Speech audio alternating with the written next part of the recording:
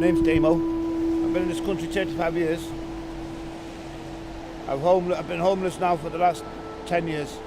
Well, marriage split up, lost the job, made redundant, lost the job. There's nothing there in the town where I was in Newcastle, so I had to come to this place to try and work, but it never happened. You know, when I left my marriage, I walked away with just a dog. You know what I mean? That was it. Ever since then, life changed. I've been homeless since, you know. Yeah. My name's Alan Ferguson. I'm 67 years old. I've been on the streets since January the 19th, 2016. I was originally in a flat in Gosport, down in Portsmouth. My landlord gave me 3 days' notice that he wanted to sell the flat. I've moved out within the 3 days, lost absolutely every possession I own, only to find out that what he'd done was illegal, but it's too late. By then I'm on the street and I can't afford to take him into court and all that. And the flat is still empty now. 4 years later, the flat is still empty. He still hasn't sold it or filled it up with anything, so that's why I'm here.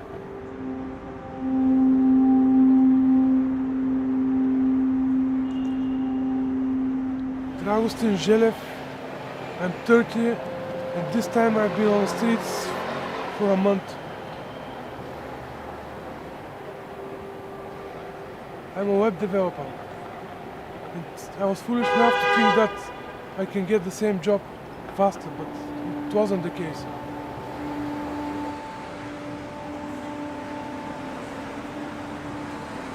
Five years ago, I was 6 months in the streets. I was a newcomer in London and I was scammed from a job in Kingston. They were paying under the table and they didn't even pay, and they fired me, so I got no proof. I couldn't find another job, and that pushed me back to my bad habits. So I started using again, and I decided to stay on the streets, and I was in the trap of the heroin.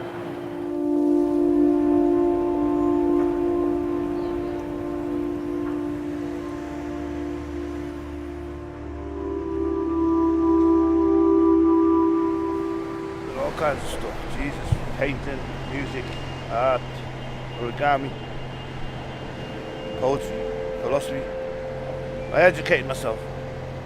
Never had a television. So I educated myself. But I'm kind of going blind now, so I can't read as much. I used to love reading, education. When it's summertime, I do pavement art as well. You know, pastels. Yeah, I'll do like a big portrait or something. Poetry or something. Keep this occupied.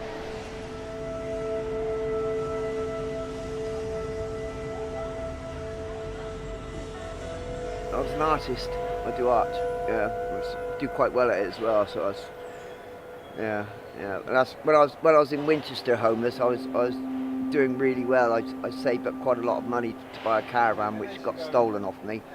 But I ended up getting beaten up one morning. My face kicked in by these drunkards, and they tore all my artwork up and everything, so I left it and moved on, sort of thing. But yeah, that's what I used to do for a living, artwork.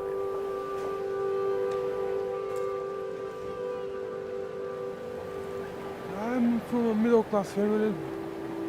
We just did too many wrong choices. Life can be good in Bulgaria, but it's nothing compared to here. 1 hour here equals the salary of 1 day work in Bulgaria. And the prices of the food are the same. In Bulgaria you have to work like a decent job to survive, and here you can survive on the minimum wage.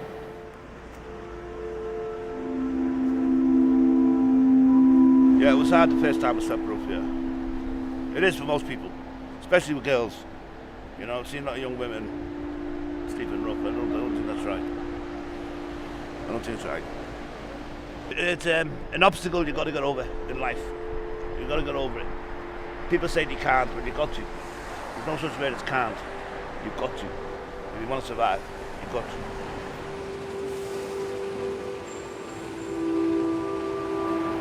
It was like a nightmare. You just don't know what to do. I was wandering the streets and no sleeping bag, no nothing. I didn't sleep for 2 days. Like, I didn't know how to do it, where to do it. I was scared that I'm gonna be robbed and so on. I slept behind the bus station. I had my little dog with me then. I gave her up 2 days later and gave her to a good family and what have you, but it was winter, it was January, it's freezing, and there was nobody to help. There was absolutely nobody to help. I didn't know about all the places that I know about now, but that was down in Gosport where there's nothing. Yeah, I mean, and it was quite a problem all around the south coast. I mean, it's not just London, it's the amount of, I've lived in Portsmouth, Southampton, Winchester, and now London as a homeless person, and every time I've been there, it's full of homeless people everywhere you go. My fingers are falling off, frostbitten, you know what I mean? Oh, shab, and I still play the guitar. I was never good anyway, probably an improvement. I've been robbed 4 to 5 times, about 4 or 5 times. A couple of drug dealers robbed me and fought me.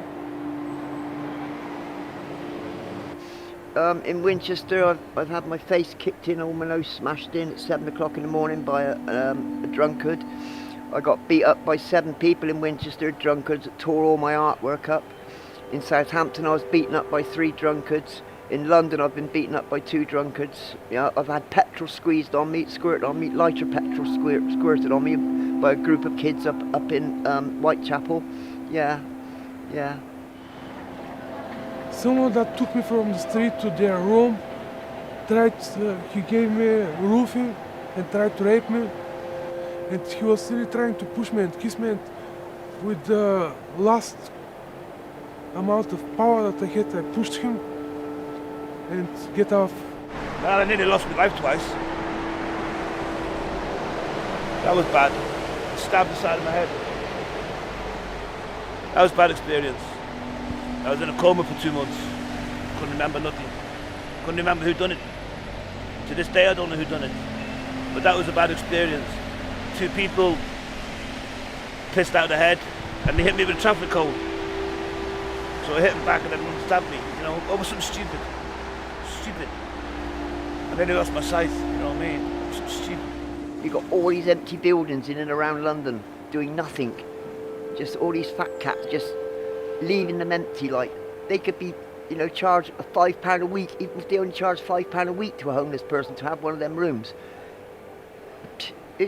I just can't understand the logic of leaving it all empty, like, you know what I mean? And leaving people like us out on the street, because it's not like we're idiots. It's not like we're, you know, violent criminals or anything like that. We're just people that have had a hard time in life. Bang, we've ended up on the street. You know what I mean? There's a chance that you could help them, then help. You know what I mean? But they don't. They'd rather walk by.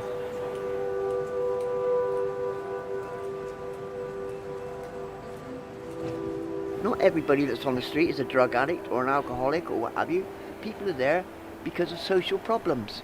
You know, a greedy landlord in my case. You know what I mean? War-torn people in the soldiers' cases and what have you and other things. The foreign people coming from war-torn places and things like that. It's all about communication. That's what's missing on the street, you know what I mean? And it could happen to anybody overnight. That's the whole crux of the matter. I never in my lifetime thought I would end up on the street. You know, I've seen loads of it through my life, but it could happen overnight to anybody. You know what I mean? And if only people become aware of this, like, you know what I'm saying? That's the age we're living in. Yeah, sadly.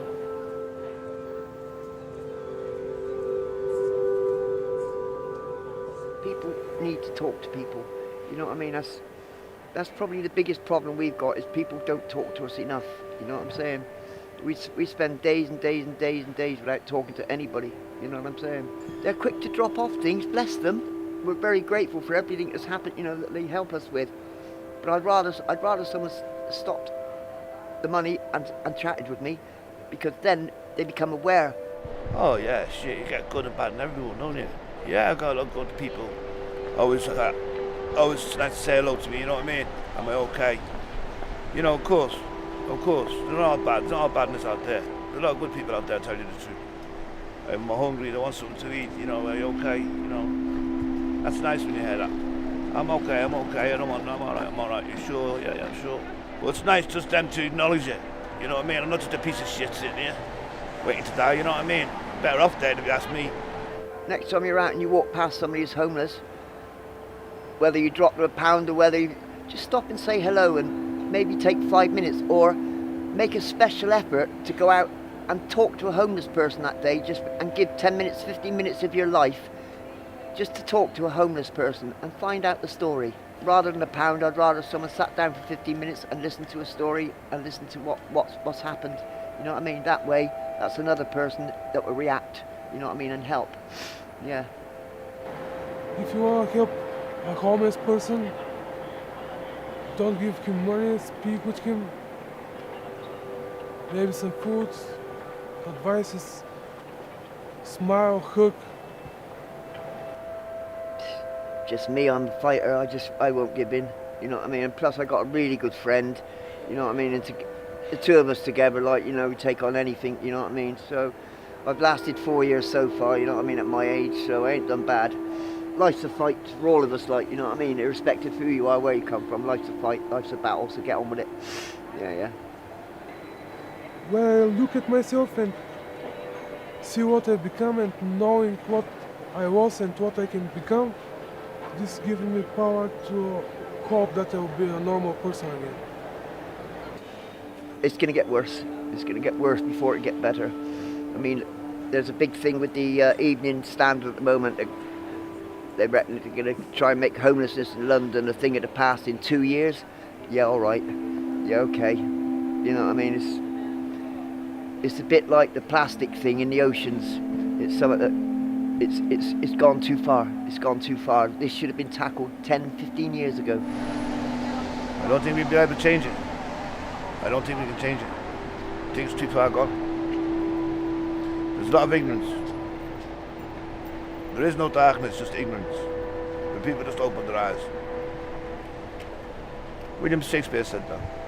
There is no darkness, but there's ignorance.